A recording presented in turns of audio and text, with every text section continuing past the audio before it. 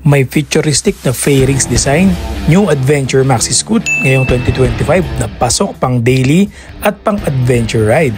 May unique na headlight design din, naked handlebar at adventure scooter inspired.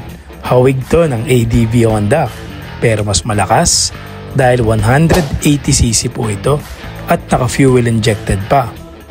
Maganda ba ang specs nito? Magkano kaya ang presyo nito at magkano ang installment? Lahat yan sagutin natin dahil baka pagtapos ng video na to ay maisipan mong kumuha ng ganitong motor. Isa na namang bagong adventure scooter ngayong 2025 ang update ni Euro Motors. Again, available na sa mga dealership itong bagong scooter na to na may cash at installment. Pero bago ka bumili, panoorin mo tong specs na to at performance para na din may idea ka dito sa bagong motor ni Euro Motors na ADV Falcon 180i or Adventure Scooter Falcon 180i. Let's go! Let's start sa makina. Sa makina meron itong 180cc single overhead camshaft, 4-stroke at 4 valves at naka-liquid cooled na agad ito with fuel injected pa. Doon pa lang panalong panalo ka na dahil nandun na lahat. 180cc single overhead camshaft, 4-stroke at 4 valves na naka-liquid cooled at fuel injected Euro 4. Compression ratio 11.7:1 at may bore and stroke na 61 by 59.6 mm. Max horsepower, syempre 180cc ito, 18.5 horsepower at 8,500 RPM. May sipa talaga yan. Max torque 17.2 Nm at 6,500 RPM. Fuel capacity hindi na rin masama, 8.5 liters ang fuel capacity.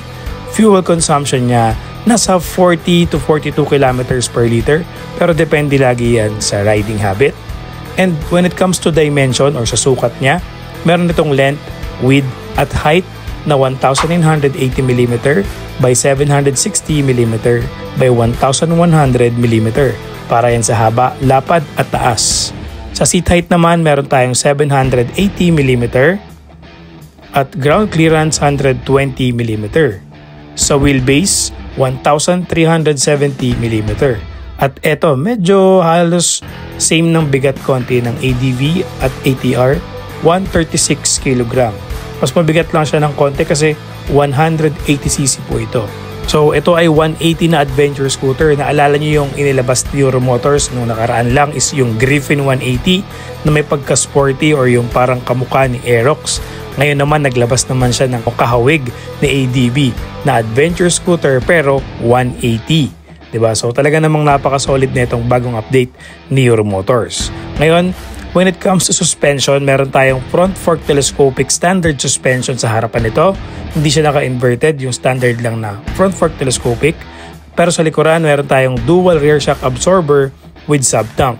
Hindi ko lang alam kung adjustable yan or hindi at yung sub-tank is it real or pwedeng kargahan ng gas. Then sa kanyang size naman sa gulong at sa likuran, meron tayong 110/80/14 sa harapan and sa likuran naman na gulong ang size is 130/70/13 with alloy cast wheel at parehas po yung tubeless na gulong.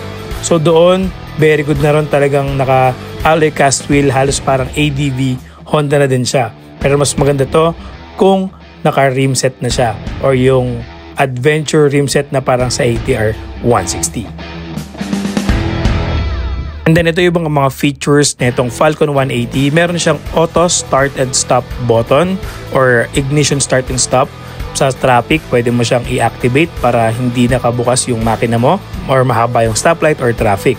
Then meron din tong silent starter at dual channel anti-lock braking system. So yun naman ang panalo, syempre meron ka na agad naka dual channel ABS na scooter.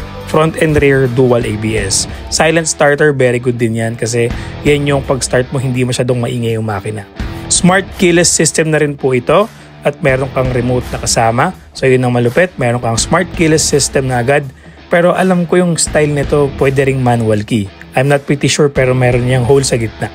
Then pagdating sa ilaw, ito yung pinakamalupit, yung sa headlight niya meron split LED headlight with DRL or daytime running light.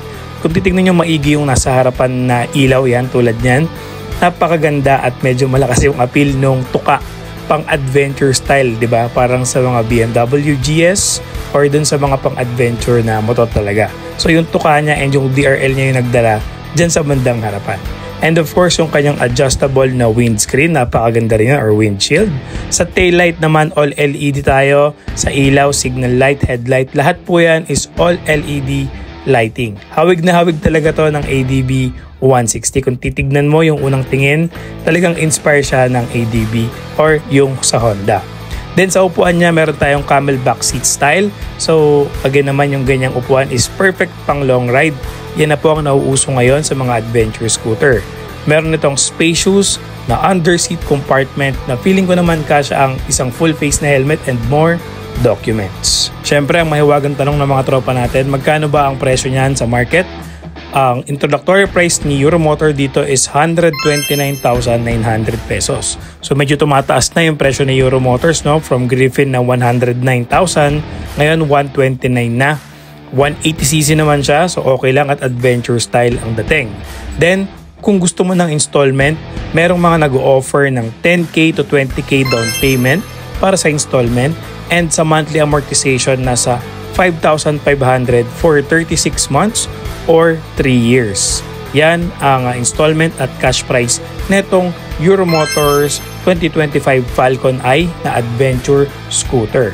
So yan. So hindi naman ganoon nalalayo yung presyo doon sa ibang mga adventure scooter. Pero syempre, yung price from Griffin na 109, ngayon tumalon siya ng mas medyo malaki dahil this time naka-adventure scooter ka na. Pero as is, napakaganda ng update ngayon. Naka-naked handlebar ka pa. And medyo kompleto na kasi may dual channel ABS ka pa. Once again, this is a Euromotor Falcon 180 ADV.